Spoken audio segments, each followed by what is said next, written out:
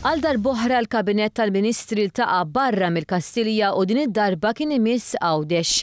Il-Ministri sejħu għal laqgħa fl-Iskola Sekondarja tas-Subien tar-Raba' Għawdex it-tlieta filgħodu. Kienet ukoll laqgħa li matula tħabbru deċiżjonijiet importanti.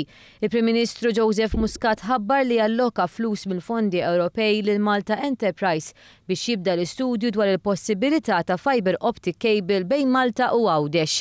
Jekk dan il-kejbil isir se jwassal biex aktar kumpaniji jiftħu fi gżira Awċija u bekk ikunu ġenerati iktar postijiet tax-xogħol. Il-Prim Ministru fakkar kif Għawdex huwa priorità assoluta għal dan il-Gvern u tkellem dwar id-deċiżjonijiet li diġà ttieħdu foqsma oħra fosthom il-qasam tal-edukazzjoni u l-qasam tat-turiżmu. Rigward is-settur tat-turiżmu, il-Gvern qed jiffoka fuq żewġ niċeġ partikolari, dik tal-agrituriżmu u l-Isptar Ġenerali ta' Għawdex. Fil-fatt, il-Gvern se jkun għaddej fuq ħidma intensiva biex jiġi użat aħjar l-Isptar Ġenerali ta' Għawdex permezz ta' private-public partnership li jattiraw turiżmu mediku. Waħda mill-possibilità hija li tinfetaħ skola medika f'Għawdex li tkun abbinata ma' isem prestiġjuż ħafna fuq livell Ewropew u mondjali. Dawn il-laqgħat tal-Kabinett barra minn Kastilja kien esperiment li qed iħalli l-frott biex ikun hemm komunikazzjoni diretta mal-stakeholders.